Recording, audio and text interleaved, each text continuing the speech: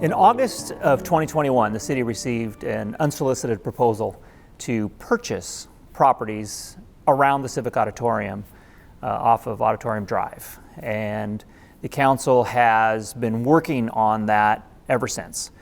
That's a very complicated process that requires a lot of steps. And as you might imagine, because it involves publicly owned land, there's a lot of not only required steps, but there's a lot of required public input because that's just the right way to do things.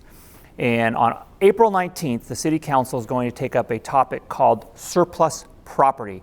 That's a really poor term to say, does the council want to move forward with potentially redeveloping the property at the Civic Auditorium and the Rodeo grounds? It's called surplus property because the state has a law called the Surplus Property Act, and it requires the city and any governmental entity to move through a specified number of steps before you can actually develop or redevelop or sell a parcel that has been owned by the public entity. And on the 19th, the council will make that decision, and that decision really just is going to result in one of two things.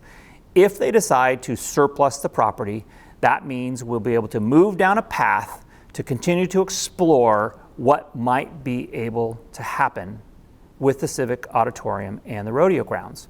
If they choose not to surplus the property, it just means it'll stay as it is today and we won't move forward. And so that's April 19th, and we really encourage a lot of input on that. One of the questions that we've had is, why does this take so long? And as I mentioned a minute ago, this is government prescribed process. And I often like to say that's bureaucracy at its finest, but bureaucracy really just means transparency. The reason we have some of these steps is to make sure it's a transparent process so that the public has ample time and opportunity to let the elected officials know what their desire is.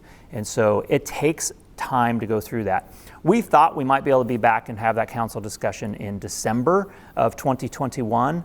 But we went and met with the state, and we sent all of the information to the state to make sure that our process was going to fall in line with state guidelines. We've been assured that we do comply with state guidelines, and therefore we're ready to go talk to the council and have them make a final decision moving forward. So on the 19th, the council really just has an option of declaring surplus or not.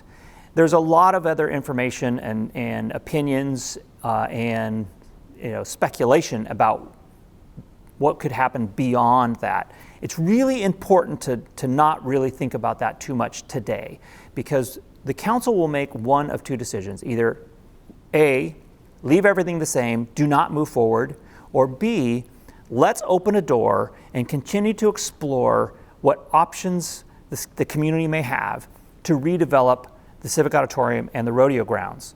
And that is independent of how we might do that redevelopment, whether we do it all ourselves, whether we do it with a public-private partnership, or any other means. But really, the core fundamental decision on the 19th is, should we do nothing, or should we move forward and continue to explore options that we may have?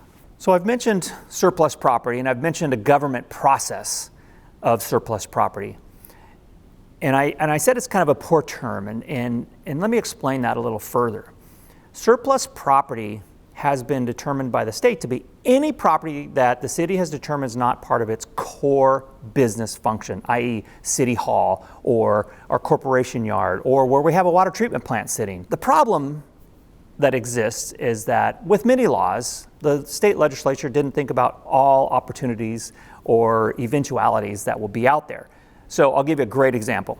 We had to go through the surplus property process to simply lease a piece of land inside the airport to build a hangar, a hangar for an airplane. So this is inside the security zone. This is inside an area where if you don't have clearance, it's a felony to be. Yet we had to go through the process. That's just the way of it, right? They have laws that they put on the books. They don't think about all eventual things that the cities may be doing. That's what this is like as well with the Civic Auditorium and the Rodeo grounds.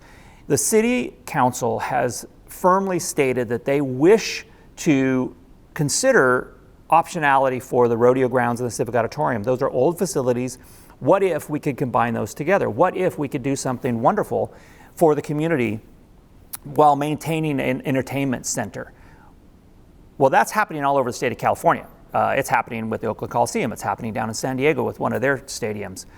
The question is for all of us in government and in city and municipalities is that we have to go through the surplus property process in order to have that conversation. So we can't even have the conversation until we go through this process. So let's talk a little bit more detail about if the council declares this property surplus. If they do that on the 19th, that means that the city has to put out what's called the notice of availability. We have to have that out for 60 days. We have to send it to a list of predetermined people or agencies or companies that are on file with the state of California. And we have to notify all public entities and tribal organizations. We have to wait 60 days to see if somebody shows up and has an interest in buying the property. And then we have, if somebody shows up, we have 90 days to see if a deal could be brokered.